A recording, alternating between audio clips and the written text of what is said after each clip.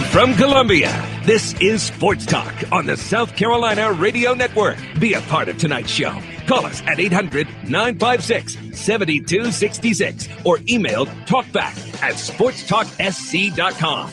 Now, here are your hosts for Sports Talk, Phil Kornbluth, Kevin McCrary, and Tom Hayes.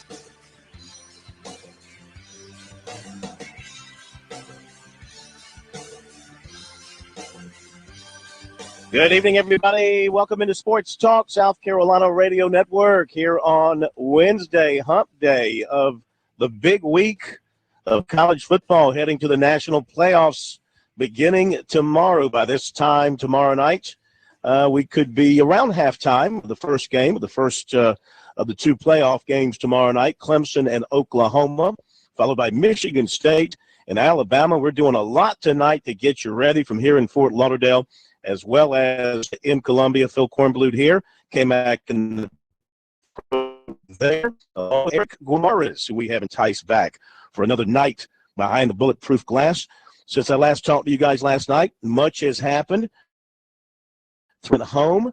Dabo Swinney did his best today to assure everyone that his third leading receiver, his kickoff artist and extra point man, and reserve tight end really would have meant nothing in this game and has no impact on how the game will be played from a Clemson standpoint.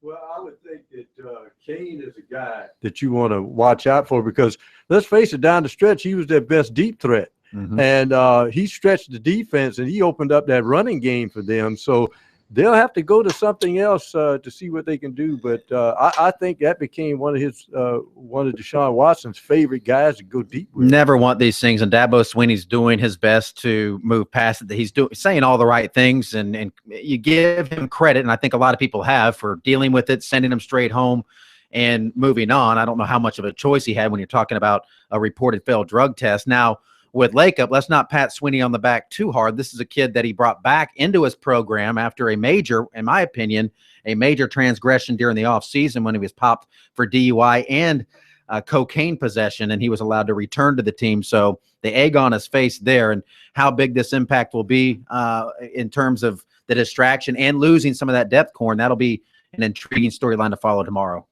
Well, Kane had emerged as a big-time weapon. You're right, Pro. He could stretch the field. He really came on the second half of the season. Remember, he was suspended or held out of the Miami game here for disciplinary reasons. So this is sort of a second strike against him. Dabo said Kane will have a chance to rejoin the team at some point. However, that is not the case with the other two. They are done. Lacob's a graduate anyway, so he was gone. And McCullough has a year of eligibility left, but it will not be played at Clemson. Coming up after the break, we'll hear from Dabo. A lot of questions, not many answers about that subject. Plus, he'll talk about his team, and he'll talk about Oklahoma. We'll have our coordinator and All-American with us at the bottom of the hour, the Governors in the second hour, and more from the Tigers and the Sooners. K-Mac, thank you for joining us tonight. Yeah, I'm off to Colonial Life Arena to watch some basketball. You do that. Hey, you know the Lakers and Celtics play tonight. Oh, really? Mm-hmm. Yeah. Kobe's final game. Annual dollar bet is on. You still owe me $5 from the last 3 meetings. We'll be right back.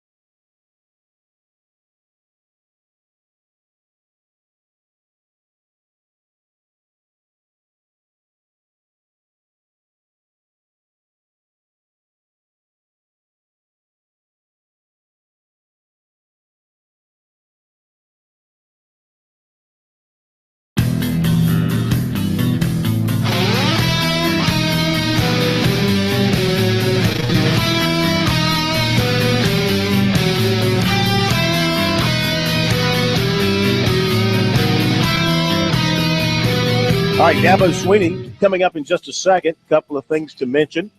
Clemson plays basketball at North Carolina tonight at 7. I think that's all we need to say about that. Kevin Steele going from LSU to Auburn as defensive coordinator. That likely, probably, will mean that Lance Thompson will come from Auburn to South Carolina as defensive line coach. That appears to be the thinking there, as that development at Auburn was waiting to be settled before the Lance Thompson situation could be settled. So it certainly makes sense that that will be the case moving forward. All right, today it was the final press conference day for the head coaches, Dabo Swinney, Bob Stoops, together, not side by side for the question and answering, but together in the same place at different times. So we began with Dabo, and he began by jumping right into the issue of the suspensions of 3 players. I know everybody's going to probably ask about the 3 guys that won't be with us. It's when you don't do the right things, there's consequences. It's just really that simple. It's not a very complicated matter at all. Just got 115 guys, and 112 of them did what's right, and 3 of them didn't. So they don't have the opportunity. They forfeit the opportunity and the privilege to be a part of the game. And, really hate it for them. They're the ones that really, have to deal with the consequences because, it's they're missing out on a great opportunity. And so it's really not anything else much to add to that. But other than the fact that I'm really proud of our team, really proud of how these guys have handled themselves. Again, it's unfortunate that, 3 guys get the headlines, but, the headlines aren't about all the other good things that the other 112 guys are doing. But that's the way society is too. So just comes with the territory. But we'll be excited about getting our team meeting going this morning and moving on with our day. Looking forward to playing Oklahoma. What a great football team. We've talked and talked and talked. I'm really not sure what else y'all have to say since we spent an hour together yesterday, but I'll take your questions. Will Vandervoort, Clemson Insider. Coach, since Kane has now been suspended, what's your plan at wide receiver? How's the 2 depth going to look on that? Sharon Peak's our starting wide receiver, so nothing changes there. And Travion Thompson is the backup. So both those guys would have played a lot anyways, but Sharon Peak is the starter. So there's really no change. All those guys are back up. Andrea Adelson, ESPN.com. Dabo, how does this not become a distraction for the team? Why would it be a distraction? It doesn't have anything to J.J. McCullough and Lacob and Deion don't have anything to do with Shaq Lawson and how he plays his game. It don't have anything to do with the rest of those guys. It's not a distraction at all. It's a distraction for me because I have to answer questions about that break our rules, and I have to deal with it. But that comes with my job. Those guys, they're focused on doing what they do. It has nothing to do with them.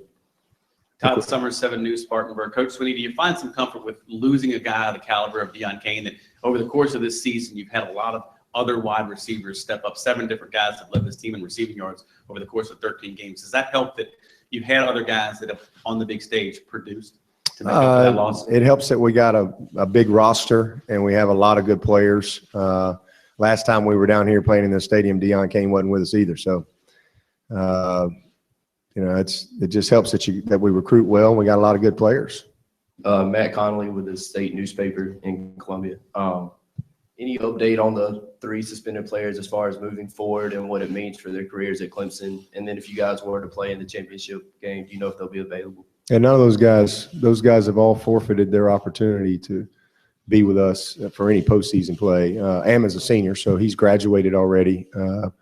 And JJ is not a senior, but he'll have the opportunity to come back to school next week, and he's got a chance to graduate by the summer, and then he'll have the opportunity to move on. If he wants to play somewhere else next year, he'll have that opportunity to do that, but he won't be back with us at Clemson. Deon will have the opportunity to come back to school and rejoin the team at some point if he grows up and does what he needs to do. If he doesn't, then he won't. So it's really pretty simple.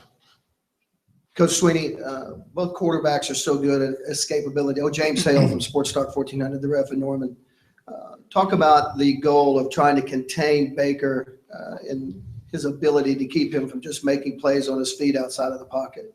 I'm open for any suggestions that you want to, share my way here. That's easier said than done. And same thing for them. Our guy, they're very similar in that regard, that they're both great creators with the ball in their hand. But Mayfield he's a tough guy. I mean, he's not a very big guy, but he is strong, especially with his lower body. Really difficult to tackle. You see a lot of people that you think have him, but they don't have him. And the biggest thing, somebody was asking me yesterday, what do you worry about the most with him? And you just look at the clock, and it's 3 seconds, 4 seconds, 5 seconds, 6 seconds. He just extends plays, and you can't cover guys forever. And then there's a lot of plays where the defense really had him. To be honest with you, whoever that opponent was, they had him on the board. It looked great, but that guy still has to tackle him. And again, that's easier said than done. So he's a great football player. He's got great instincts for the game. He really understands all the nuances of their offense and what they do. But his ability to create really makes him special. So our ability to hopefully minimize that and make him, kind of play on schedule is going to be a key part of the game. Good morning. Marty Smith, ESPN. Hi, Coach. You noted when you sat down how disappointed you were for those 3 young men who are going home to forfeit this opportunity. But I wonder how disappointed you are in them that they created this for your team. Oh, well, I mean, again, it doesn't affect our team. Y'all may think it does, but it doesn't affect our team. We had a great practice yesterday. This is just what I do. I mean, that's just part of my job. I mean, when you have 115 guys, you're going to have young people. You're going to have some discipline from time to time. It's just part of it. But at the end of the day, there's consequences for your actions, and we always reinforce that and instill that in our program, and always will. It doesn't matter who they are or how big the game is. If you don't do what's right, you ain't playing. So those 3 guys didn't do what's right, so they're not playing. It's really not any more complicated than that. It really isn't. When my kids don't do what's right, there's consequences. So I just love them all the same. I love those guys. They're not bad guys. Those aren't bad kids. They didn't go out and rob a bank or anything like that. They're not bad guys. But they forfeited their opportunity. This is a privilege. It's a privilege, and we have rules, but I'm gonna enforce them. And when you break them, then you put me in a situation where we're gonna do what's right. That I know. Oftentimes it's easier to do the wrong thing, but it's always best to do what's right. And that's what we're gonna always do in this program, regardless of what people think or want to write or create. That's just the way it is. Okay. Larry Williams, TigerIllustrated.com. Dabo, can you enlighten us as to whether this is a team issue, an NCAA administered issue where Deion might face further suspension in 2016? No, it's team rules. Violation of team rules. We've heard a lot this week about the quarterback's ability to run, but Deshaun as a thrower, can you discuss that? And is the long ball his long suit? Yeah, well, he can make all the throws. He's very accurate, whether he's throwing a slant route, which is a tight window on the move, a timing play, or he's throwing an over the top, type of a ball downfield, or a back shoulder, stop them in their tracks type of a throw. He's very accurate and very gifted making all the throws. So. All right, Dabo Swinney from his presser with the media today here in Fort Lauderdale. Back in a moment.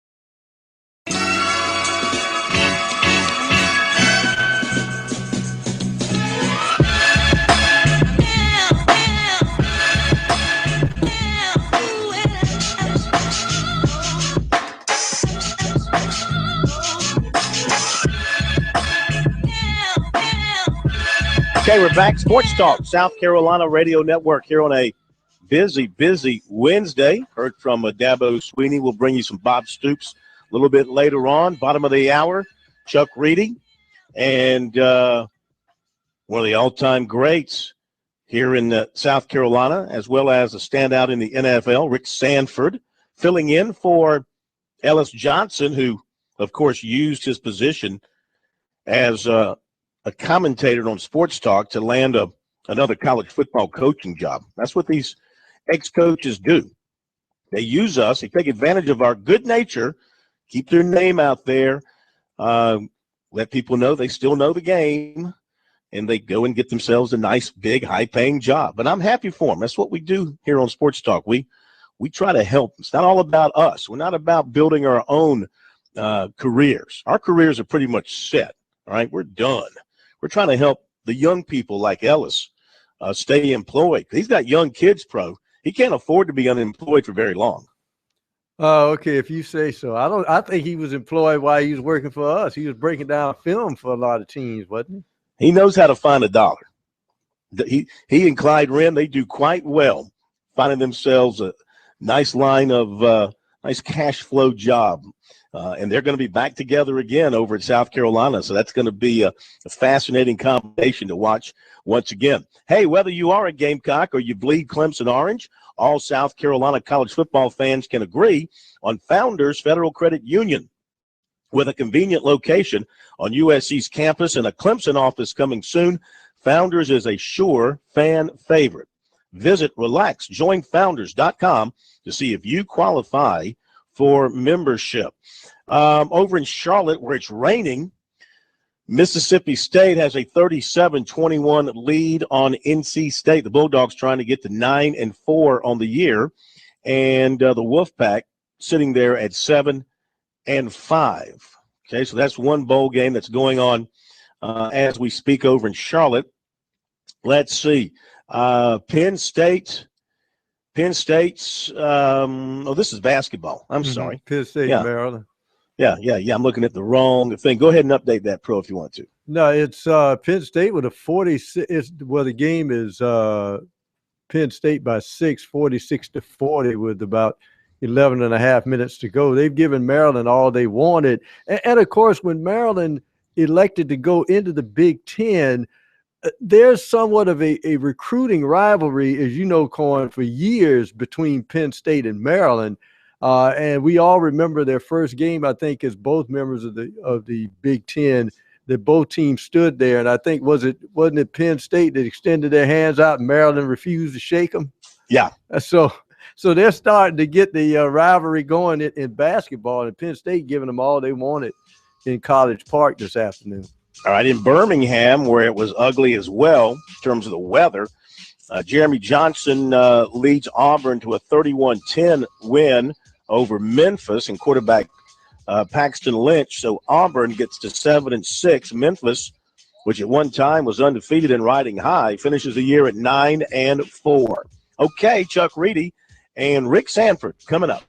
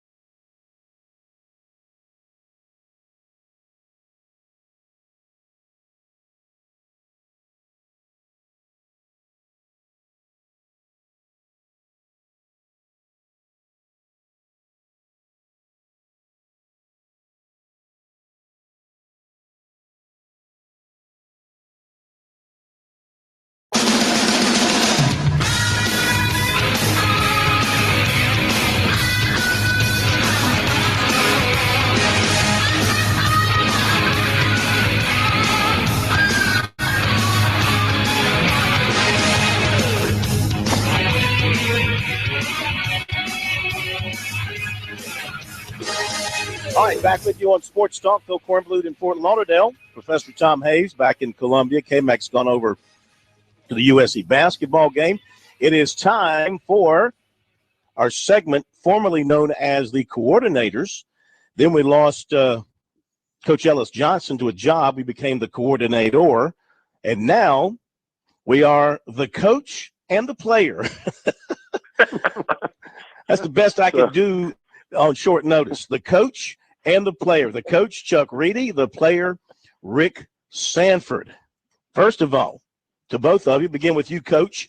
Happy holidays. Hope you had a great Christmas. Looking forward to a great new year. Yes, we are. Thank you very much, Phil. I guess I've already been demoted, huh? I wasn't coordinator. Now I'm just a regular position coach, but that's okay. I was trying to make it simple. Which island in the Bahamas did you inhabit this holiday season? Well, we're going to Turks and Caicos next week. So so get away from this rain. Hopefully it's not raining down there. No. 89 degrees today. Steaming hot. Okay. Dr. Sanford, happy holidays. Hope you had a great Christmas and going to have a great New Year's. I am, Phil. Thank you very much. I can see now with Coach Reedy that I need to be on the coaching circuit. You know, now they're going to Turks and Caicos, so making all that money. Listen, I think you did okay back in your NFL days, all right? So, oh, yeah. I knocked it down, Phil, about $50,000 a year, man. Yeah, every year. You know that. I don't want to talk about money. Hey, they weren't paying the kind of money when I was coaching that they're paying now either, Rick. So we both came along a little bit too soon, I think. That's a fact, Chuck. I agree with you. Speaking of the weather, let me ask Chuck first. It's going to be in the mid-80s tomorrow. They're going to kick it off around 4 o'clock. It's going to be hot and humid. Are these teams going to be impacted by that in any way, you think? I wouldn't think so. You know, I mean, gosh darn, they've been practicing since August, and I know, of course, Clemson's been down there this week. I don't know. I'm sure Oklahoma's been down there the same amount of time, but I'm sure they're acclimated to the weather. Both of them try to, be up tempo and run a lot of plays, but they practice for that, so I don't think that'll have any effect on the game. All right, Rick, as you look at the defense for Clemson against that Oklahoma offense, the greatest fear seems to be Baker Mayfield and his ability to keep a play alive and stay active and either complete a play down the field with his arm or take off and run a little bit. Well, he's been outstanding, Phil, but as I look at that game on paper, I really give the edge to Clemson in this game. And I know a lot of the pundits are favoring Oklahoma in this game, but I really think that Clemson has the edge. You hear about Baker Mayfield. What about Deshaun Watson? I mean, he's the most dynamic player in the country, I think, at his position. So if I'm Oklahoma, I'd be more worried about Deshaun Watson than Clemson worried about Baker Mayfield. I just think Watson's a dynamic player, and he's shown throughout the year that he's a guy that Clemson just can't afford to lose. Those type players deserve to be in New York at the Heisman, ceremony presentations and all. So I think that in my eyes, I think Clemson's got the edge in this game. Well, Coach Reedy, if Rick is right, why do you think the odds makers made Oklahoma the early favorite and they've stayed the favorite? It's now 4 points. Well, I think, at the end of the year, Oklahoma was probably playing as well as anybody in the country. Their last 3 games were, Baylor, TCU, and Oklahoma State. I mean, that's about as tough a stretch as anybody in the country's had to play. And they played well, very well against all of them. And certainly the last game against Oklahoma State, they were very impressive.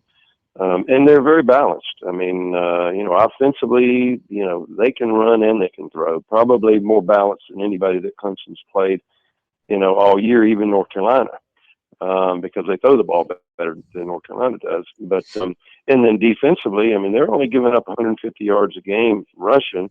They're a very good defensive team as well. So, I think at the end of the year, they were playing very, very well.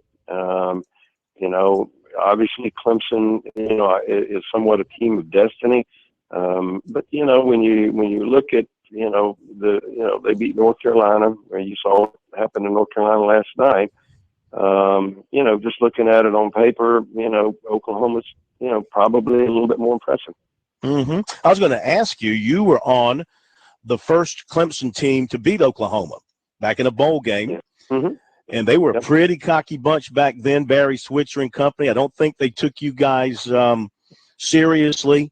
Thought they were just going to waltz in there and knock you around, and you guys gave it to them. This Oklahoma team, even though Clemson beat them soundly last year, talks like, kind of walks like, and acts like they're the better team. And I don't know that maybe they fully respect Clemson as a number one team in the country. What was it like with that Oklahoma team that you faced, and do you think that Oklahoma's mindset is kind of back to where it was then? Well, two things. The Oklahoma team, they were they modeled themselves after their coach. I mean, Barry Switzer was, he was very cocky, and it was fun to be around that week. But they just kind of followed his lead, and that was the way they were. They were arrogant, they were cocky, they didn't respect Clemson very much. I would actually look at it more like the Nebraska game in 81, 82 Orange Bowl, in that Clemson was, we were number one in the country, they were number 4, and yet they were the favorites. And that was a situation where they certainly did not respect Clemson and definitely underestimated, how good Clemson was. And so, I think it's much more similar to that than it was to the Oklahoma game in 87 or 88, whichever one. I think it's at 88. But going back to the Nebraska game, that was very similar to the way it was then. Rick, don't you think Clemson is particularly more dangerous in that kind of situation where they kind of feel like they're not getting the respect, that everybody's against them, and that's when they kind of sneak up and play their best football and get a win? Well, I totally agree with you, Phil. I think that Clemson, they're going to look back at this game from last year. I mean, they routed this group last year, and I know it's not exactly the same team, but I'm sure there's guys on that team that remember it on both sides. So I know what Coach Reedy's saying. Sometimes that works against you if you won the game the previous year. If you're an Oklahoma player, you can use that as an incentive sometime, but you also remember that tail kicking you got also. So, and there was no Deshaun Watson on that team last year. So I don't know. I just don't understand the pundits. This is the Oklahoma team that's played in the Big 12. They don't play any defense in the Big 12. That's pretty obvious. Nobody plays defense out there. And I honestly believe that Clemson, I look for a high scoring game, and I believe that Clemson will get enough stops on Oklahoma where they'll just outscore them. I don't see Oklahoma stopping Clemson in this ball game. I just don't. I think Clemson matches up very well with this team. I think they match up less well with the other two teams, the Michigan State and the Alabamas, because those are power running teams. They're going to drive it right down your throat. But this is more of a wide open game, and that favors, in my view, that favors Clemson. Mm-hmm. Let me take a moment here for a broadcasting teaching moment with Rick. What's the name of that major school in our upstate? Clemson. With an S. Clemson. Son. Yes. Yeah. Sounds like you're saying with a Z. I'm hearing a Z coming through there. Yeah, okay. Well, Clemson. Is that better? That's much better. There you go. Don't say, look, I know you want to work for ESPN, but don't sound like you work for ESPN, all right? They can't get it right, and they pay them, billions of dollars to do their games, and they can't get it right. All right, hang on a second, and we'll come back with a little bit more. We got the coach, and we got the player. Chuck Reedy and Rick Sanford. Mississippi State now up on NC State in Charlotte, 44-21. Don't worry if you're driving up 77 by the stadium in a little bit. There won't be any traffic because nobody's at that game. Back in a moment.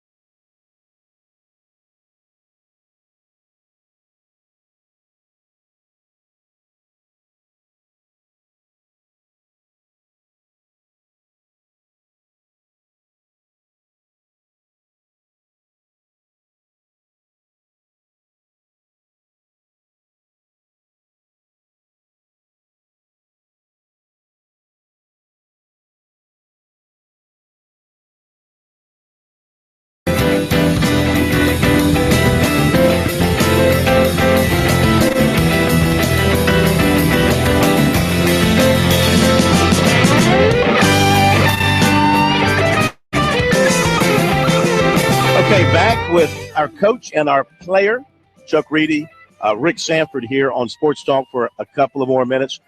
Okay, so they suspended 3 today. Kane, valuable receiver, number 3 receiver on the team. Lakip, who, you know what? He kicks off. He does a good job kicking off. He kicks extra points. He hasn't missed a kick all season, hasn't missed an extra point.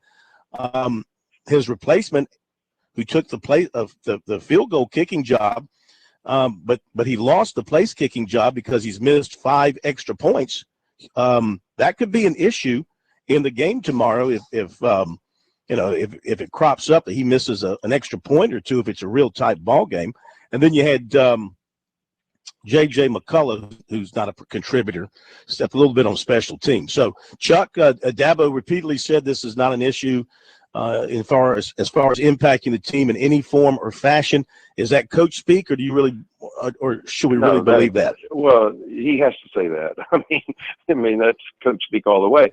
Deon Kane, he's 3rd in catches, but he's 2nd in yards, and he has turned into the deep threat guy that can stretch the field for him. And so, I think that's a big loss. I don't think there's any doubt about that. And then, in a game that, probably would be a close football game, yeah, kickoffs will be important. Extra points certainly will be important. So, no, that definitely is something that, will hurt them.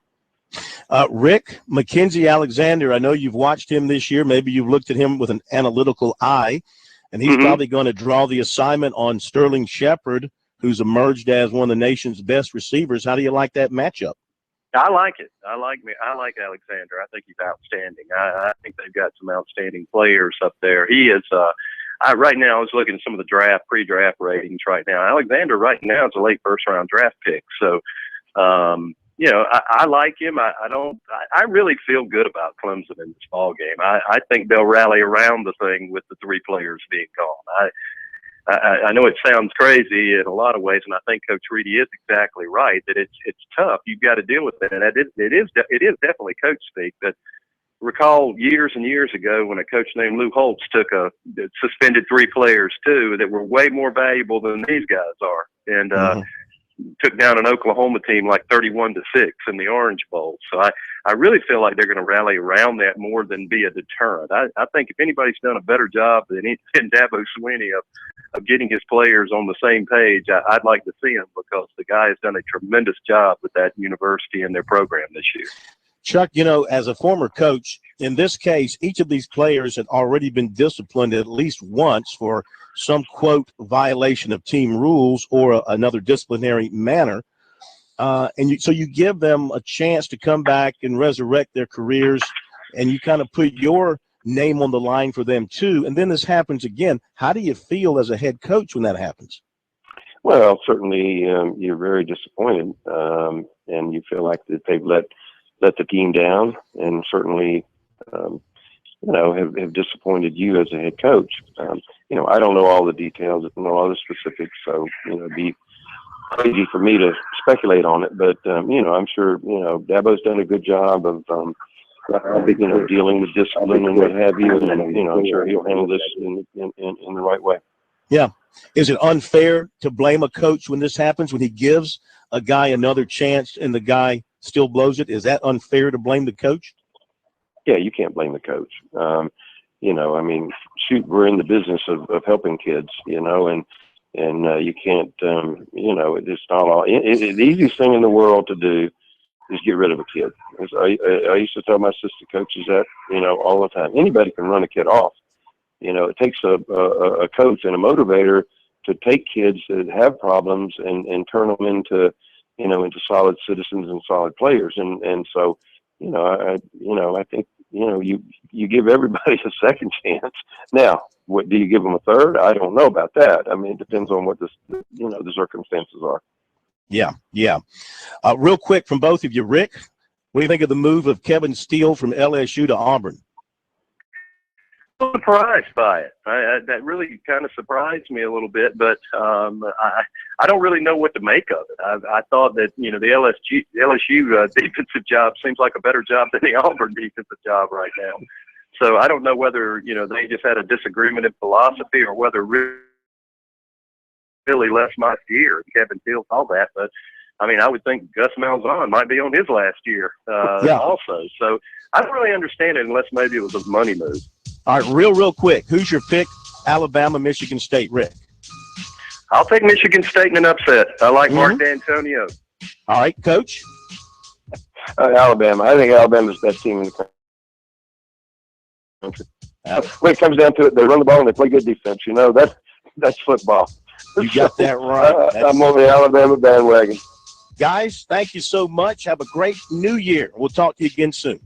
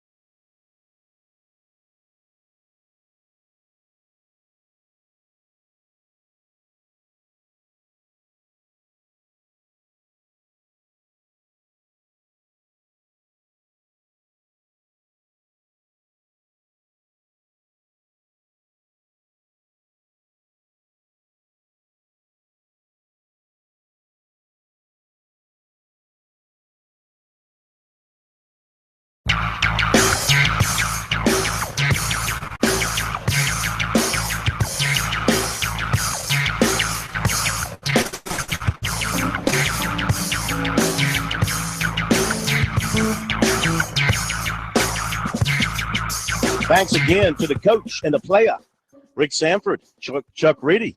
Appreciate them being with us. Maybe we'll get them back together again one more time leading into the national championship game, depending on, probably doesn't matter. Whoever's playing in it, we'll get them on to break it down. They do a great job.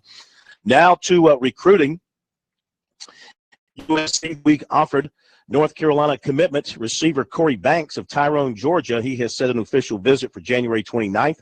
Alabama and Tennessee also offered him this week. He also has official set with the Tar Heels and Crimson Tide. Former Indiana commitment defensive end Alan Cater, 6'5", 240, Kennesaw, Georgia. He picked up an offer from USC Tuesday. He's got a visit now set for January 22nd. He will take official visits to Arkansas and Indiana, and will visit North Carolina on January 22nd. That South Carolina visit should be on the 29th. He's been talking to Travaris Robinson at USC, as well as a new outside linebackers coach, and they've been asking him to come up for a visit, so he's going to do that. They've told him he fits the three things they're looking for: energy, effort, and being positive. And he talked with Will Muschamp on Monday, and that conversation resulted in Muschamp getting back to him with an offer on Tuesday. He's also looking at Wake Forest and Illinois. Defensive lineman Kyrie Campbell of Woodstock, Virginia, is at the Offense Defense Bowl this week in Daytona Beach, and he told 24/7 Sports there. He's considering an official visit to USC in January. He is a North Carolina commitment. He said the Tar Heels will definitely get a visit. He's thinking about visiting USC, also looking at Miami, Tennessee, Georgia, Alabama, and Auburn for possible visits. So USC trying to raid the recruiting class of North Carolina at this time after trying to pick apart Auburn's recruiting board for a little while. Now they're looking at North Carolina. All right, that's the latest we have in recruiting. If we see anything else of interest to you, we'll pass it along. You can always check out our recruiting online at sportstalksc.com, and on Twitter, use the hashtag STRecruiting. Got word that Jalik Felton from Mullins tonight broke the beach ball single game scoring record with 55 points. How about that? It's a big night. That is the nephew of Raymond Felton, who did a few good things at the beach ball and other venues in our state as well back in the day when he was leading the mighty, mighty Vikings of Latta to back-to-back state championships. All right, coming up, we will hear from Bob Stoops. We've got the Governors coming up with their picks. We'll give you our picks as well. And more from the Tigers and Sooners here on Sports Talk. Also, we'll keep an eye on USC Francis Marion and Clemson, North Carolina in hoops. Top of the hour break. We'll be back.